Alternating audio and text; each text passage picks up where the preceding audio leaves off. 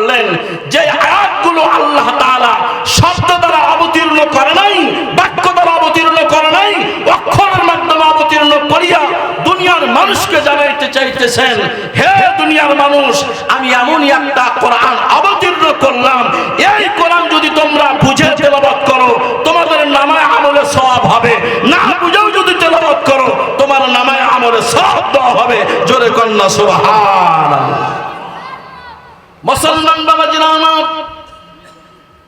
কোরআনুল কারীমকে আল্লাহ তাআলা দুই ধরনের আয়াতের মাধ্যমে পুরা কোরআনটাকে সাজাইলেন। এক ধরনের আয়াত আল্লাহ পাক এমন অবতীর্ণ করলেন যে আয়াতের শব্দগুলো, যে আয়াতের বাক্যগুলো, যে আয়াতের অর্থ, যে আয়াতের ব্যাখ্যা, যে আয়াতের প্রেক্ষাপট দুনিয়ার সকল মানুষ বুঝতে সক্ষম হবেন। আর আল্লাহ তাআলা কোরআনে এমন কিছু অক্ষরের মাধ্যমে কোরআনের আয়াত অবতীর্ণ করলেন যে অক্ষরের ব্যাখ্যা দুনিয়ার কোন আলেম ওলামাও বলতে পারবে না, কোন মুফাসসির সাহেব বলতে পারবে না, কোন মুফতি সাহেব বলতে পারবে না, কোন মুহাদ্দিস সাহেব বলতে পারবে না। বরং যেই মানুষগুলো 30 পারা কোরআনুল কারীমের উপরে ঈমান আনিয়া এক আল্লাহর তাওহীদকে বিশ্বাস করেছেন, এক আল্লাহর ওয়াহদানিয়তকে মেনে নিয়েছেন, যেই মানুষগুলো জান্নাতের উপরে বিশ্বাস স্থাপন করেছেন, যেই মানুষগুলো জাহান্নাম বিশ্বাস করে, যেই মানুষগুলো কবরের শাস্তিকে সত্য মনে করেন, যেই মানুষগুলো কাল কঠিন কিয়ামতে আল্লাহ তাআলার আদালতে নিজ নিজ কবর থেকে দাঁড়ায়া হাসরের ময়দানে আদালতে কিবরিয়াতে আল্লাহ তাআলার সামনে দাঁড়ানোকে বিশ্বাস করেন, এই মানুষগুলো, যেই মানুষগুলো কোরআন বিশ্বাস করে, আল্লাহ তাআলার একত্ববাদ মানিয়া নেয়, এই মানুষগুলো এমন বিশ্বাসের হবে যেই মানুষগুলার কোরআনের অক্ষরের আয়াতগুলার প্রতি আকীদা আর বিশ্বাস থাকবে। সূরাতুল বাকারার আয়াত আলিফ লাম মিম, সূরা ইব্রাহিমের আয়াত আলিফ লাম র, বলে এটা এমন আয়াত, এমন অক্ষর দিয়া আল্লাহ পাক আয়াত অবতীর্ণ করলেন। আমি মুফতি সাহেব এই অক্ষরের ব্যাখ্যা জানি না, আমি মুহাদ্দিস সাহেব এই অক্ষরের ব্যাখ্যা জানি না, আমি মুফাসসির সাহেব এই অক্ষরের ব্যাখ্যা জানি না, বরং এই আয়াতগুলোর ব্যাপারে আমি মুফতি সাহেবের বিশ্বাস, এই আয়াতগুলোর ব্যাপারে আমি মুহাদ্দিস সাহেবের বিশ্বাস, এই আয়াতগুলোর ব্যাপারে আমি মুফাসসির সাহেবের বিশ্বাস। আল্লাহু ওয়া রাসূলুহু আ'লামু। জোরে কন্না মারহাবা। এই যে অক্ষর দিয়া যে আয়াতগুলো আল্লাহ তাআলা অবতীর্ণ করলেন, এই আয়াতগুলোর অর্থ, এই অক্ষরগুলোর ব্যাখ্যা, এই অক্ষরগুলোর অর্থ শুধুমাত্র কেবলমাত্র আল্লাহ তাআলা জানেন, আর আমাদের নবী জানেন। আমাদের নবী আর আল্লাহ বাদে দুনিয়ার কোন মানুষ আলিফ লাম মিম, আলিফ লাম রর অর্থ জানে না। এই কথার বিশ্বাস যেই মানুষগুলা দিলের ভিতরে লালন করতে পারবে, ওই মানুষগুলাই হলো প্রকৃত মুসলমান। জোরে কোন ঠিক কি না? মুসলমান ভাইরা আমার, এই যে আল্লাহ তাআলা সূরাতুল ইব্রাহিমের প্রথম আয়াতটা আলিফ লাম রা দিয়া অবতীর্ণ করিয়া আল্লাহ তাআলা দুনিয়ার সকল মুসলমানের কাছে মেসেজ পাঠাইতে চায়।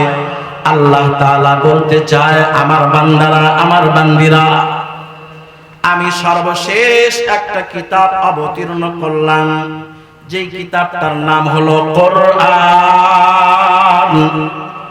কোরআন এটা এমন একটা দামি কিতাব আমি তোমাদের হায়াতের জন্য অবতীর্ণ করলাম, এমন এক শানওয়ালা কিতাব আমি তোমাদের হায়াতের জন্য অবতীর্ণ করলাম।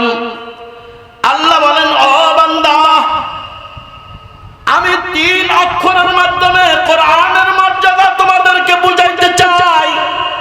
আমি আল্লাহ কেন কোরআন অবতীর্ণ করলাম, কোরআনের উম্মত আমি তোমাদেরকে কেন বানাইলাম, তোমরা কেন কোরআনের উম্মত হইলা? কোরআন তোমাদেরকে কি দেয়? তোমরা কোরআন থেকে কি পাও? একদিন নয়, 2 দিন নয়, লম্বা 23টা বছর আল্লাহর পয়গম্বর কোরআনের আয়াতের মাধ্যম দিয়া তোমাদেরকে ডাকলেন, ইসলামের দিকে ডাকলেন। এই কোরআনের শান আর মর্যাদা আল্লাহ তাআলা বর্ণনা করার জন্য বলেন, আলিফ লাম রা। হে দুনিয়ার মানুষ, এমন এক দামি কিতাব কোরআন, সমস্ত আসমানি কিতাবের পরে সর্বশেষ পয়গম্বর, যেই পয়গম্বর রাহমাতুল লিল আলামিন, সাইয়্যিদুল কাউনাইন, শাফিউল মুজনাবিন, সাকিয়ে কাউসার, শাফিয়ে মাহশার, এমন এক দামি পয়গম্বর উপর অবতীর্ণ করলাম। কোরআনের সব ব্যাখ্যাগুলা কিন্তু তোমরা বুঝবা না, কোরআনের সব অর্থ কিন্তু তোমরা বুঝবা না। কোরআনের ভিতরে এমন কিছু নকতা আমি আল্লাহ অবতীর্ণ করলাম, কোরআনে আমি আল্লাহ এমন কিছু আয়াত দিয়ে দিলাম যে আয়াতগুলোর ব্যাখ্যা তোমরা করতে পারবা না, অর্থ তোমরা করতে পারবা না, বরং কোরআনের কাছে তোমরা স্যালেন্ডার হইয়া পুরা কোরআন মেনে নিয়া আমি আল্লাহর একত্ববাদ বান্দা হয়ে যাবে। সুবহানাল্লাহ বলেন। এই জন্য মুসলমান, কোরআন একটা দামি একটা কিতাব আল্লাহ তাআলা আমাদের হায়াতের জন্য অবতীর্ণ করেছেন। আল্লাহ পাক বলেন, হে দুনিয়ার মানুষ, আলিফ লাম রা, কিতাবুন আনজালনাহু ইলাইকা।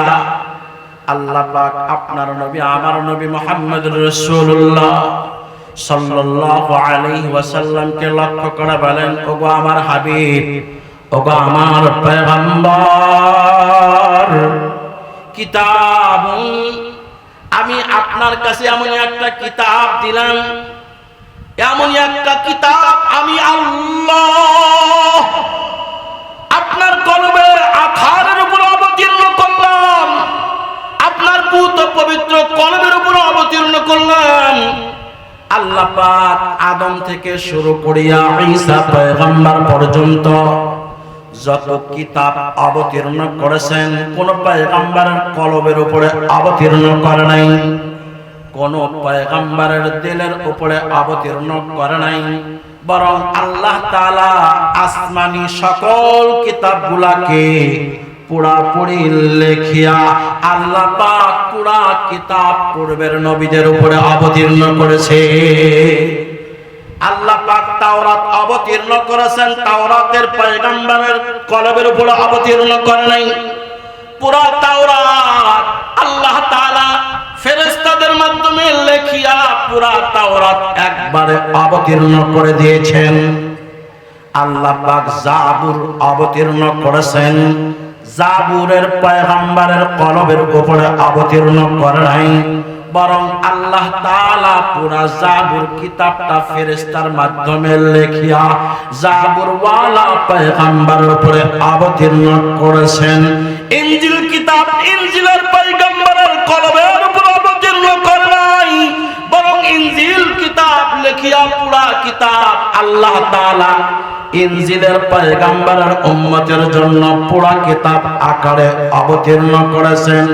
কিন্তু মুসলমান, কোরআন এটা এমনই একটা দামি কিতাব, যেই কিতাব আল্লাহ তাআলা আপনার পয়গম্বর, আমার পয়গম্বর মুহাম্মদুর রাসূলুল্লাহ সাল্লাল্লাহু আলাইহি ওয়াসাল্লামের কাছে লেখিয়া অবতীর্ণ করে নাই। 30 পারা কোরআন লেখিয়া অবতীর্ণ করে নাই, বরং লম্বা 23টা বছর আল্লাহ তাআলা হারফান হারফান, আয়াতান আয়াতান, সূরাতান সূরাতান আল্লাহ তাআলা আপনার নবী, আমার নবী মুহাম্মদুর রাসূলুল্লাহ, সুন্দর আওয়াজ করে বলেন সাল্লাল্লাহু, একটু সুন্দর মহব্বতের আওয়াজ দিয়ে বলেন সাল্লাল্লাহু সাল্লাল্লাহু আলাইহি ওয়াসাল্লাম।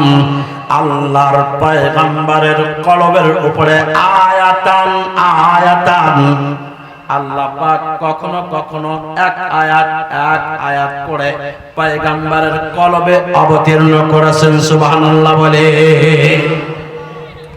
হারফান হারফান কখনো অক্ষর অক্ষর করে অবতীর্ণ করেছেন। আলিফ লাম মিম আলিফ লাম রা তা সিন ইয়াসিন তাহা কফ নুন হারফান হারফান আল্লাহর পয়গম্বরের কলবে অবতীর্ণ করেছেন। আয়াতান আয়াতান আয়াত আয়াত পয়গম্বরের কলবে অবতীর্ণ করেছেন।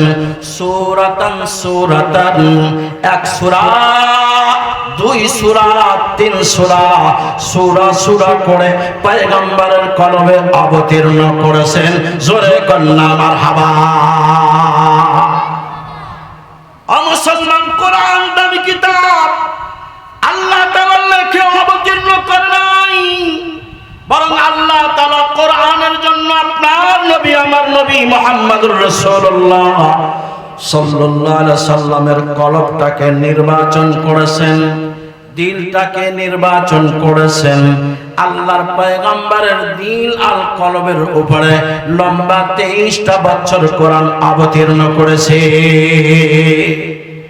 এই জন্য আল্লাহ তাআলা বলে, ওগো আমার হাবিব কিতাব, এই যে দামি কিতাব কোরআন, সর্বশেষ কিতাব, সর্বশেষ পয়গম্বর আপনার কলবে অবতীর্ণ করলাম।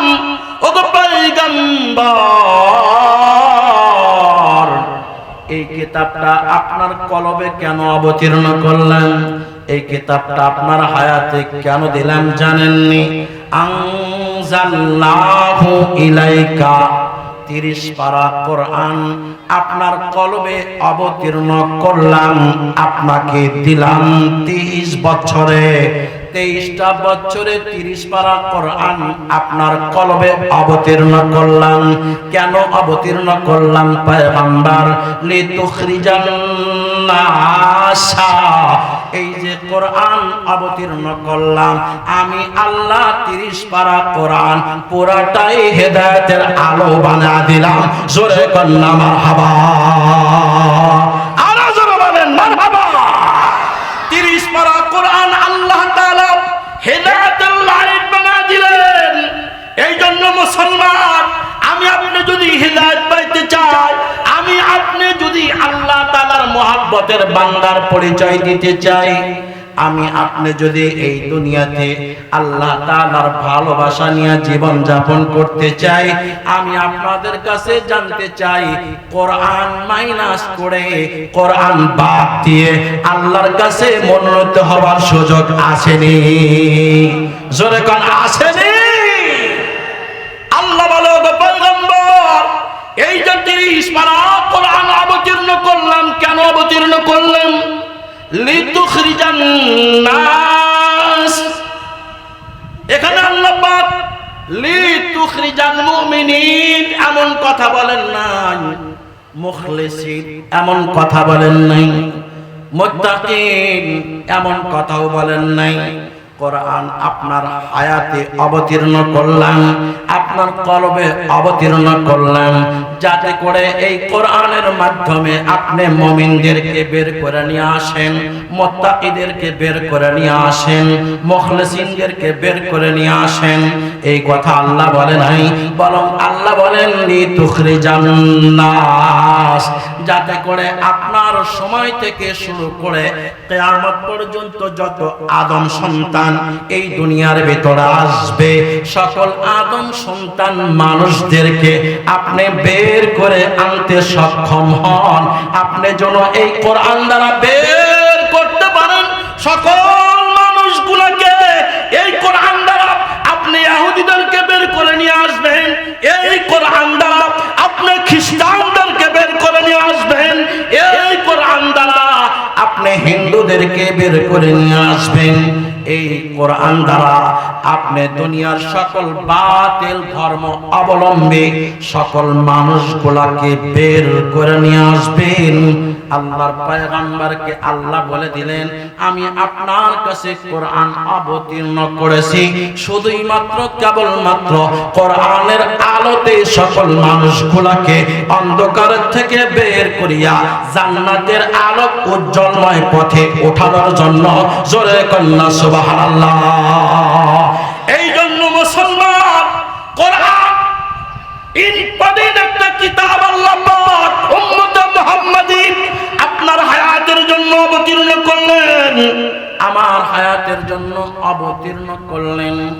কিয়ামত পর্যন্ত আল্লাহ তাআলা কোরআনটাকে এমন ভাবে কবুল করেছেন, এই দুনিয়াতে নবী নাই, এই দুনিয়ার ভিতরে সাহাবী নাই, এই দুনিয়ার ভিতরে তাবী নাই, এই দুনিয়ার ভিতরে তাবে তাবী নাই।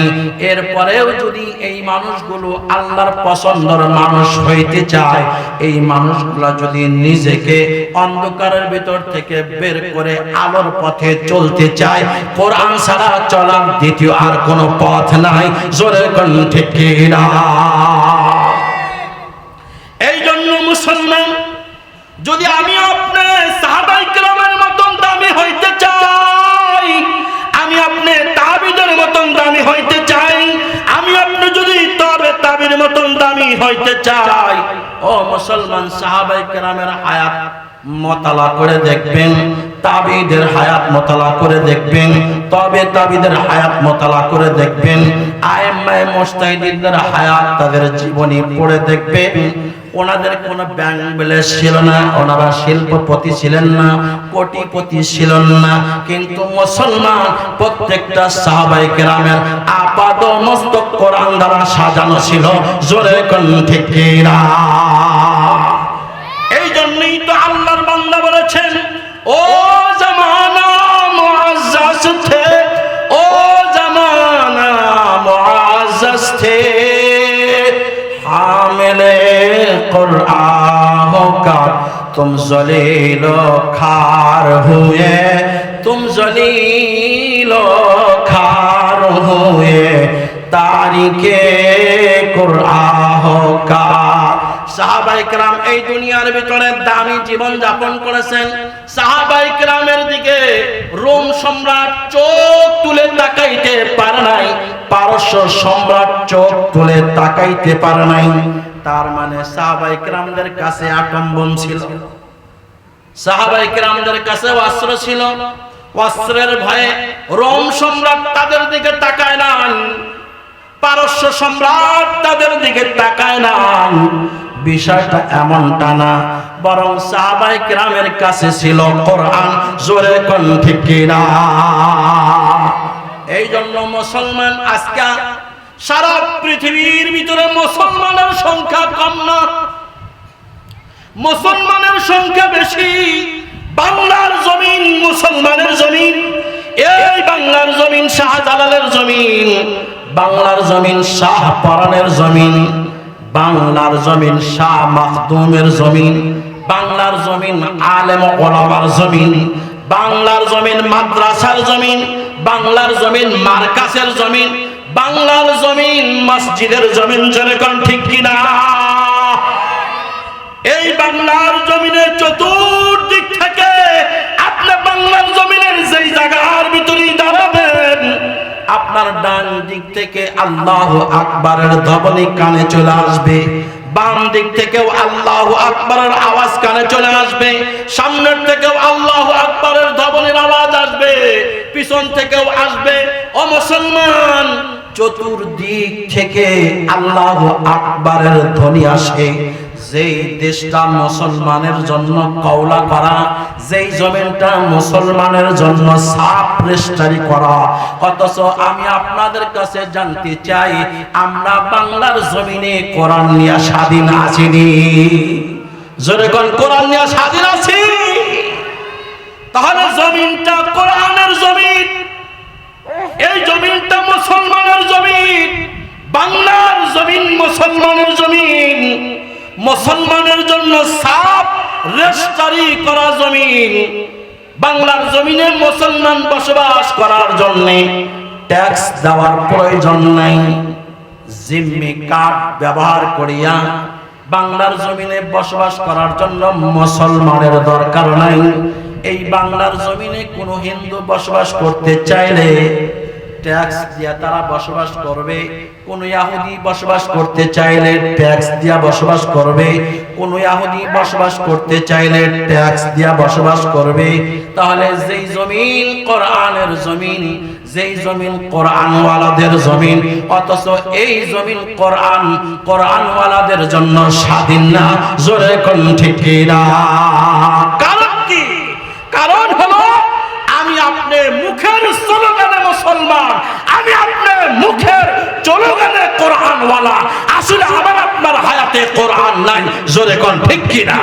যদি আমার আপনার হায়াতে কোরআন থাকতো তাহলে এই কোরআনি জমিনের পার্লামেন্ট কোরআনের বাহিরের আইন দিয়া পরিচালিত হইতো না। জোরে কোন ঠিক কিনা?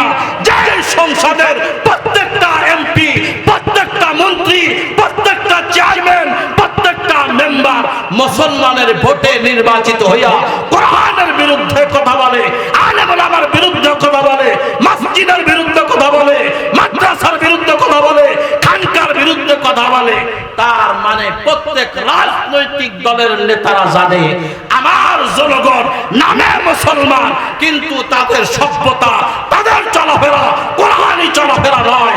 এদের চলাফেরা ইহুদ আর খ্রিস্টানদের চলাফেরা। জোরে কোন ঠিক কিনা?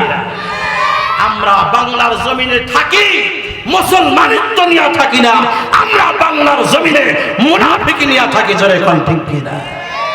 এই জন্য মুসলমান বাংলার জমিন, মুসলমানের জমিন, শাহজালালের জমিন, এই জমিনের ভিতরে কোরআনওয়ালারা এরা তো কোরআনের বিধিবিধান নিয়ে থাকবে, কোরআনের মহাব্বত নিয়ে থাকবে, কোরআনের ভালোবাসা নিয়ে থাকবে।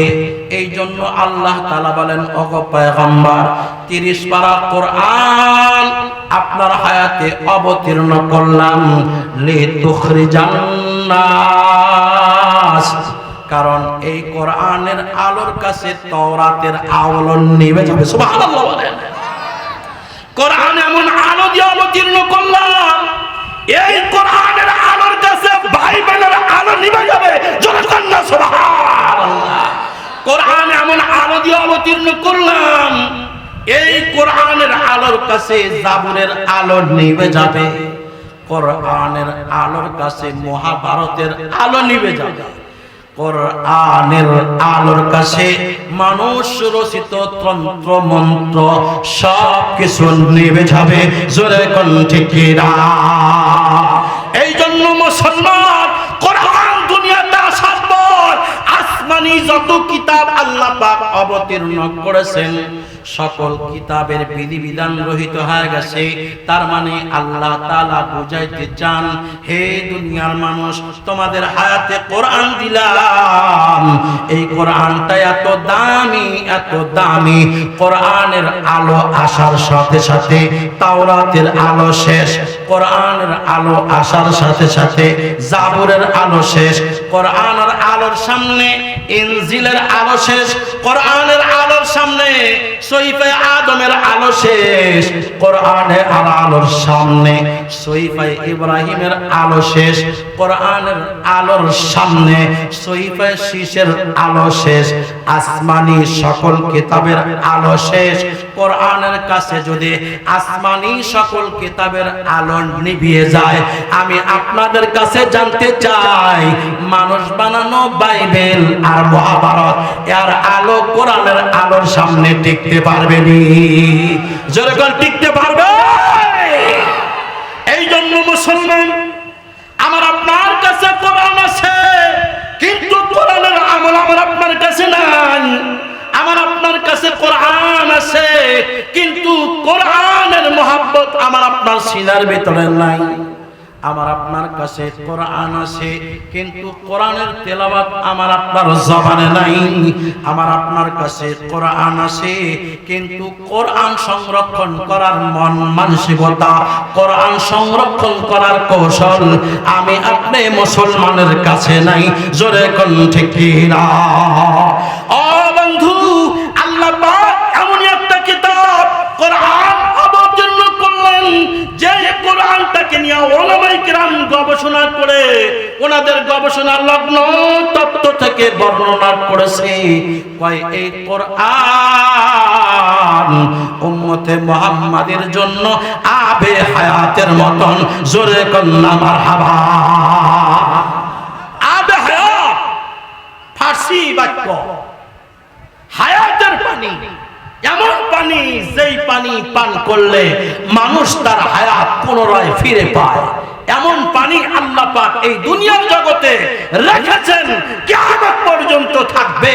যেই পানি পান করলে কিয়ামতে ইসরাফিলের সিংহায় ফুৎকার দেওয়া পর্যন্ত এরকম লম্বা হায়াত পাবে। জোরে কন্না সুবহানাল্লাহ। এমন পানি আছে, এমন পানিও আবার আল্লাহ পাক তার কিছু বান্দাকে পান করার সুযোগ দিয়েছেন। বিদায় আবে হায়াত পান করার কারণে কিয়ামত পর্যন্ত আল্লাহ পাক তার হায়াত অবরুদ্ধ করেছেন। সুবহানাল্লাহ। আবে হায়াত আল্লাহ তাআলার দেওয়া দামি এক পানির নাম, যেই পানি পান করলে মানুষের হায়াত বেড়ে যায়, যেই পানি পান করলে মানুষ কিয়ামত পর্যন্ত লম্বা হায়াত পায়। ওলামায়ে কেরাম তাদের গবেষণা লগ্ন তথ্য থেকে বর্ণনা করেছে, আল্লাহ তাআলা 30 পারা কোরআন তার বান্দা বান্দির জন্য আবে হায়াতের মতন অবতীর্ণ করেছে। জোরে কন্না মারহাবা। আবে হায়াত পান করলে যেমন এই মানুষটা সুস্থ থাকে, আবে হায়াত যেই মানুষটা পান করার সুযোগ পাবে ওই মানুষটার ডায়াবেটিস রোগ হবে না, ওই মানুষটার মহামারী কোনো রোগ হবে না, ওই মানুষটার ক্যান্সার ধরবে না, ওই মানুষটা কোনো সময় অসুস্থ হয়ে পড়বে না। কারণ আবে হায়াত এটা এমন একটা পানি, যেই পানি পান করলে সকল প্রকার আপদ বিপদ থেকে মুক্ত হইয়া, রোগ বালা থেকে মুক্ত হইয়া এই মানুষটা লম্বা জীবনের মালিক হয়ে যায়। আল্লাহর বান্দারা বর্ণনা করেন, হে দুনিয়ার মানুষ, কোরআন এটা আহলে কোরআনের জন্য নতুন জীবন দান করে। সুবহানাল্লাহ বলেন। যেই মানুষগুলো কোরআনওয়ালা হবে, এই মানুষগুলো কোরআনের উপরে সৎ 100 যদি আমল করতে সক্ষম হয়, এই মানুষগুলো দুনিয়া থেকে চলে যাবে, কিন্তু কিয়ামত পর্যন্ত কোরআনওয়ালা মানুষগুলো প্রত্যেকটা ঈমানদারের কাছে জিন্দা থাকবে। জোরে কোন ঠিক কিনা? মুসলমান ভাইরা আমার, আমি আপনি হযরত আবু বকরকে দেখি নাই, আমি আপনি ওমরকে দেখি নাই, আমি আপনি ওসমানকে দেখি নাই, আমি আপনি আলীকে দেখি নাই, কিন্তু ওলামায়ে কেরাম যখন আমার আপনার সামনে হযরত আবু বকরের আলোচনা করেন, ওমরের আলোচনা করেন, ওসমানের আলোচনা করেন, আলীর আলোচনা করেন, মনে হয় যেন আবু বকর, ওসমান, আলী আমাদের এই মজলিসের ভিতরে বসা। জোরে কোন ঠিক কিনা?